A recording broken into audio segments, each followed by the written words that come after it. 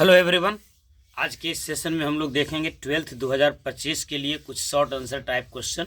वैसे तो इसके कई वीडियो बने हुए हैं, लेकिन आखिरी प्रहार के रूप में कुछ प्रॉब्लम का सीरीज जो आपके लिए काफ़ी फ़ायदेमंद होगा। शुरुआत करते हैं 12th 2025 के लिए short answer type question, long answer type question और ऑब्जेक्टिव क्वेश्चन का ये कलेक्शन। तो आज से ये प्रतिदिन चलते रहेगा एग्ज़ाम तक। 1 फरवरी से ही एग्ज़ाम है, 4 फरवरी को मैथ है, तो बहुत कम समय शेष रह गया है। तो छोटा छोटा वीडियो, लेकिन एक ही वीडियो में कई सवाल जल्द जल्द बनाया रहेगा, जिससे आपको रिवीजन करने में काफ़ी मदद मिलेगी। तो आइए शुरुआत करते हैं शॉर्ट आंसर टाइप क्वेश्चन के सीरीज से। क्वेश्चन नंबर 1 देखते हैं क्या है। पहले सवाल के रूप में लेते हैं इन्वर्स ट्रिग्नोमेट्रिक फंक्शन का सवाल। यहाँ से 3 शॉर्ट आंसर टाइप क्वेश्चन पूछे जाते हैं, काफ़ी इंपॉर्टेंट टॉपिक है। देखिए क्वेश्चन है tan inverse 1 minus x upon 1 plus x बराबर 1/2 tan इन्वर्स एक्स, और x पॉजिटिव है तो x का मान निकालना है, यानी हल करना है। तो कुछ नहीं करना है, बस पहले लाइन में आप जो दिया हुआ है उसको लिख दीजिए। tan inverse 1 minus x upon 1 plus x बराबर है 1/2 tan इन्वर्स एक्स। अब आप देखिए लेफ्ट हैंड साइड में ये एक फार्मूला है। एक फार्मूला होता है कि tan inverse x minus tan inverse y बराबर होता है tan inverse x minus y upon 1 plus x y। ये सब आपको मेंशन करके दिखाना भी होगा एग्जामिनेशन में। तो देखिए आप tan इन्वर्स 1 माइनस एक्स बटा 1 प्लस एक्स, इसको x मानिए, इसको y मानिए, तो x माइनस वाई बटा 1 प्लस एक्स इंटू वाई, क्योंकि 1 से गुना करेंगे तो कोई फर्क पड़ेगा नहीं। तो ये है आपका tan inverse 1 minus tan inverse x बराबर होगा 1/2 tan इन्वर्स एक्स। अब इसके बाद क्या कीजिए, सिमिलर टर्म को एक साथ कर दीजिए। तो tan इन्वर्स 1 को अलग कर दीजिए और इसको उधर लेके चले जाइए। तो tan inverse x plus 1/2 tan inverse x, एकदम स्टेप बाय स्टेप बनाना है, कोई स्टेप छोड़ने की ज़रूरत नहीं है। tan इन्वर्स 1 को आप क्या लिख देंगे, tan π/4, और ये हो जाएगा देखिए 1 tan इन्वर्स एक्स और हाफ tan इन्वर्स एक्स, 1 आम और आधा आम यानी 1.5 आम। 1.5 आम को क्या कहेंगे, 3/2, तो 3/2 tan इन्वर्स एक्स। अच्छा tan इन्वर्स tan थीटा बराबर क्या होता है, थीटा, तो tan इन्वर्स tan थीटा बराबर हो गया थीटा। इस फार्मूला को यूज करेंगे तो ये मिल जाएगा आपको π/4 बराबर 3/2 tan इन्वर्स एक्स। अब इस 3/2 को इधर ले आइए तो ये हो जाएगा कितना, 2 पाई, इधर हो जाएगा 12, यानी tan इन्वर्स एक्स बराबर होगा 2 पाई बटा 12, यानी π/6, 2 6 जा 12। तो x बराबर क्या हो जाएगा, x बराबर हो जाएगा आपका tan π/6, और tan π/6 का वैल्यू क्या होता है 1/√3। ये आपका आंसर हो गया, इसमें आपको 2 मार्क्स मिल जाएंगे। दूसरे क्वेश्चन की ओर चलते हैं। क्वेश्चन नंबर 2 देखिए, कहता है फाइंड 0 से π/4 sin x upon cos 3x plus 3 cos x dx। देखिए डिफिनिट इंटीग्रेशन का सवाल शॉर्ट आंसर टाइप में कैसे बनाएंगे। तो सबसे पहले जो छोटा कर सकते हैं आप उसको छोटा करते चलिए। तो 0 से π/4, न्यूमरेटर में है sin x dx, यहाँ आप कुछ नहीं कर सकते हैं, छोड़ दीजिए। डिनोमिनेटर में है cos 3x plus 3 cos x, तो आप cos 3x को तो तोड़ ही सकते हैं। cos 3 थीटा का फॉर्मूला क्या होता है, 4 cos cube theta minus 3 cos theta. तो यहाँ आप क्या लिख देंगे, 4 cos cube x minus 3 cos x अब प्लस 3 cos x। ये फार्मूला आपको वहाँ लिख भी देना है। तो अब आपका देखिए ये कट गया कैंसिल हो गया, तो बच गया आपको 0 से π/4 sin x dx divided by नीचे हो जाएगा 4 cos क्यूब x। अब इंटीग्रेशन का ये बेसिक प्रॉपर्टी है कि कांस्टेंट को आप बाहर कर दीजिए, तो 1/4 बाहर निकलेगा, ये हो जाएगा 0 से π/4 sin x, और नीचे जो है cos क्यूब x को अरेंज कीजिए। यहाँ पर थोड़ा सा ब्रेन लगाना है, तो cos क्यूब x को आप क्या लिख सकते हैं, cos x into cos square x. अच्छा, ऐसा करने से क्या फ़र्क पड़ गया? ऐसा करने से जो फ़र्क पड़ा वो आपको अगले लाइन में दिखेगा। देखिए 1/4 0 से π/4 साइन बटा कॉस क्या हो गया? tan x, और 1 बटा कॉस स्क्वायर एक्स क्या हो गया? Sec square x dx। अब आप देखिए tan x का डेरिवेटिव होता है सेक स्क्वायर एक्स, यानी अगर आप tan x को मान लेते हैं z, यहाँ पर मान लेंगे tan x बराबर z, तो tan x का डेरिवेटिव क्या हो जाएगा? सेक स्क्वायर एक्स बराबर होगा dz बाई dx, यानी सेक स्क्वायर एक्स dx बराबर हो जाएगा dz। तो ये सेक स्क्वायर एक्स dx हो जाएगा। अब यहाँ पर आपको क्या करना है कि चेंज ऑफ लिमिट भी करते हैं। डिफिनिट इंटीग्रेशन में जब आप सब्स्टिट्यूशन करते हैं तो आपको चेंज ऑफ लिमिट करना होता है। तो चेंज ऑफ जब लिमिट करेंगे तो क्या हो जाएगा? देखिए ये जो 0 से π/4 लिमिट था ये x के लिए था, लेकिन अब हमको चाहिए z के लिए। तो जब x बराबर 0 था तो z बराबर क्या हो जाना चाहिए? z बराबर है tan x यानी tan 0, तो tan 0 क्या हो जाएगा? 0। और जब x बराबर π/4 लेंगे तो z बराबर होगा tan π/4 यानी 1। तो अब इंटीग्रेशन क्या हो जाएगा? 1/4 0 से लेके 1 तक tan x के जगह पर z और सेक स्क्वायर एक्स dx के जगह पर dz। तो z का इंटीग्रेशन क्या हो जाएगा? z²/2, कहाँ से कहाँ तक? 0 से लेके 1 तक, और ये 1/4 आपका पहले से था। अब पहले अपर लिमिट रख दीजिए z के जगह पर, तो 1/2 माइनस, अब लोअर लिमिट रखिए तो 0, तो 1/4 इंटू 1/2 यानी आंसर हो जाएगा 1/8। चलिए तीसरे सवाल की ओर चलते हैं। तीसरा सवाल देखिए, कहता है कि if x to the power y बराबर y to the power x find dy/dx। पहले एक एक सवाल सभी चैप्टर से लेते हैं, फिर दूसरा। इस तरह से प्रैक्टिस अब लगातार ही चलता ही रहेगा। तो x के पावर y बराबर है y के पावर x, और आपको निकालना है dy/dx। तो आप जानते हैं कि वेरिएबल के पावर जब वेरिएबल रहता है तो इसको डिफ्रेंशिएट करने से पहले लॉगरिदम यूज करते हैं। तो लिखेंगे क्या? दोनों तरफ लॉग लेने पर, टेकिंग लॉग बोथ साइड्स, दोनों तरफ लॉग लेने पर, तो हो जाएगा लॉग x का पावर y बराबर लॉग y का पावर x।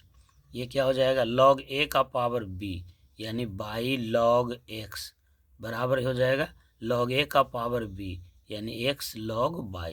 यहाँ लॉग का प्रॉपर्टीज लगा दिए। अब यहाँ पर हम लोग डिफ्रेंशिएट कर देते हैं। तो differentiating both sides with respect to x, Hindi में लिखना होगा तो क्या लिखेंगे? दोनों तरफ x के सापेक्ष अवकलन करने पर, तो क्या मिल जाएगा आपको? ये हो जाएगा u गुना v का डिफ्रेंशिएशन, तो हो जाएगा u गुना v का डिफ्रेंशिएशन जोड़ v गुना u का डिफ्रेंशिएशन यानी y का dy/dx। चेक कर लीजिए एक बार, पहला गुने दूसरे का डिफ्रेंशिएशन जोड़ दूसरा गुने पहले का डिफ्रेंशिएशन, और यही काम इधर भी करेंगे। तो x गुना लॉग y का डेरिवेटिव 1/y और y का अंत होता है dy/dx से, plus log y into x का डेरिवेटिव 1।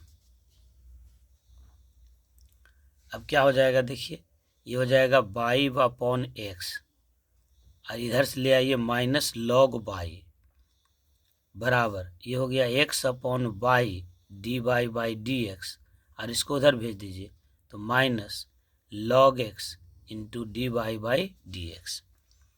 अब यहाँ पर आपको x एलसीएम हो गया, तो y minus x log y बराबर dy/dx कॉमन हो गया, और x/y माइनस लॉग x में एलसीएम क्या हो जाएगा? y, तो यहाँ मिल जाएगा x minus y log x। अब हमको निकालना है dy/dx, तो dy/dx बराबर क्या हो जाएगा? देखिए ये y इसमें गुना हो जाएगा और ये इसमें आ जाएगा, यानी y into y minus x log y divided by x into x minus y log x. समझ में आया बात? क्या हो गया आंसर? बाई बटा x into y x log y, ये y minus x log y बटा x minus y log x. माइनस को उल्टा पुल्टा भी कर सकते हैं, यही आपका आंसर रह जाएगा। तो ये क्वेश्चन नंबर 3 था। क्वेश्चन नंबर 4 में आते हैं। चौथा नंबर सवाल देखिए, कह रहा है find the equation of a straight line passing through the points 5, 1, 6 and 3, 4, 1।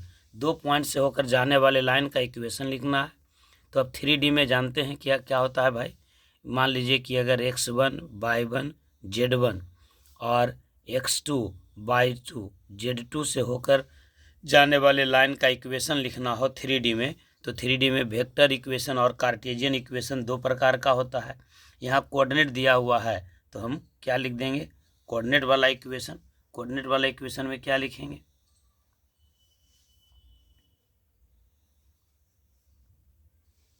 Coordinate का इक्वेशन क्या हो जाएगा? देखिए ये हो जाएगा x माइनस x1 बटा x2 माइनस x1 बराबर y माइनस y1 बटा y2 माइनस y1 बराबर z माइनस z1 बटा z2 माइनस z1। ये होता है 3D में 2 पॉइंट से होकर जाने वाले स्ट्रेट लाइन का इक्वेशन। क्या मिल जाएगा बोलिए? तो ये हो जाएगा x माइनस, अब देखिए क्या दिया हुआ है, देखिए 5, 1, 6, ये हो गया x1 y1 z1 और ये हो गया x2 y2 z2। तो x माइनस 5 अब बटा 3 माइनस 5 यानी कितना? -2। ये x2 माइनस x1 हो जाएगा तो -2। x माइनस 5 बटा -2 बराबर y माइनस y1 कितना हो गया? 1 बटा 4 माइनस 1 यानी कितना? 3 बराबर z माइनस z1 हो गया 6 अब बटा z2 माइनस z1 तो 1 माइनस 6 यानी -5। समझ में आया बात? 2 पॉइंट से होकर जाने वाले लाइन का इक्वेशन होता है x माइनस x1 बटा x2 माइनस x1 बराबर y माइनस y1 बटा y2 माइनस y1 बराबर z माइनस z1 बटा z2 माइनस z1। ये आपका आंसर आ गया। क्वेश्चन नंबर 5 देखिए। देखिए 5वां सवाल वेक्टर से है। कह रहा है कि इफ a बराबर है i प्लस जे प्लस 2 के एंड b बराबर है 2i plus J plus 2 k, then find a unit vector in the direction of 2a minus b। किसी वेक्टर के डायरेक्शन में यूनिट वेक्टर निकालना है तो आप क्या जानते हैं? जैसे मान लीजिए कि कोई एक वेक्टर है a, तो a के डायरेक्शन में यूनिट वेक्टर निकालेंगे तो क्या होगा? तो यह पहले फॉर्मूला लिख देंगे क्या, कि unit vector in the direction of vector A बराबर होगा a कैप। और a कैप का मतलब क्या होता है? वेक्टर ए में वेक्टर ए के मैग्नीट्यूड से डिवाइड कर देते हैं। हमको क्या करना है कि 2a माइनस बी के डायरेक्शन में हमको एक वेक्टर निकालना है जो यूनिट वेक्टर हो। तो हम पहले 2a माइनस बी मान लेते हैं कि 2a माइनस बी जो है वो वेक्टर c है। लेट c बराबर 2a माइनस बी। अब 2a माइनस बी कैसे निकालेंगे? तो a में 2 से गुना कर देते हैं। a वेक्टर आपका दिया हुआ था i प्लस जे प्लस 2 के, तो इसका मतलब 2a बराबर क्या हो जाएगा? ये 2 से गुना कर देंगे तो 2i प्लस 2j प्लस 2 2 जा 4 के। और b वेक्टर क्या दिया हुआ है? b वेक्टर दिया हुआ है 2i प्लस जे प्लस 2 के। अब आप निकाल दीजिए 2a माइनस बी। इसी वेक्टर को हम मान लेते हैं कि c है, तो c बराबर 2a माइनस बी। तो जब माइनस करेंगे तो सबका साइन चेंज हो जाएगा। 2i खत्म, 2j में से एक j घटेगा तो j। अब 4k में से 2k घटेगा तो क्या बचेगा? 2k, यानी मिलेगा j प्लस 2k। अब आपको क्या निकालना है? इसके डायरेक्शन में आपको यूनिट वेक्टर निकालना है। यूनिट वेक्टर, इसका मतलब c कैप हमको निकालना है। c के डायरेक्शन में यूनिट वेक्टर, तो c कैप बराबर क्या होगा? वेक्टर c बटा c का मैग्नीट्यूड। वेक्टर c बटा c का मैग्नीट्यूड। तो c का मैग्नीट्यूड कैसे निकालेंगे? किसी वेक्टर का मैग्नीट्यूड निकालने के लिए आपको क्या करना है? ये हो जाएगा आपको j plus 2k divided by under root 1 का स्क्वायर प्लस 2 दूनी 4 यानी √5। तो ये मिल जाएगा आपको j+2k डिवाइडेड बाई √5। क्लियर है बात? तो आज के लेक्चर को यहीं पर छोड़ते हैं, यानी 5 क्वेश्चन आपके प्रैक्टिस के लिए हुए। इसी तरह से और बनाते चलेंगे। तो अब ज़्यादा दिन शेष नहीं है, फिर भी अभी बहुत कुछ किया जा सकता है। तो लगातार आप सभी क्वेश्चंस को एक बार देखते जाएं, बनाते जाएं। अभी भी 20 दिन में पूरे सिलेबस को शॉर्ट और लॉन्ग क्वेश्चन के रूप में देखा जा सकता है। ऑब्जेक्टिव का भी समय मिलेगा तो सेट बनाएंगे, 1-2 निश्चित रूप से बताएंगे लास्ट समय तक। यानी ये आखिरी प्रहार है, अब इसके बाद कोई किंतु परंतु नहीं बचना चाहिए। लगातार लगे रहिए। All the best. Thank you so much.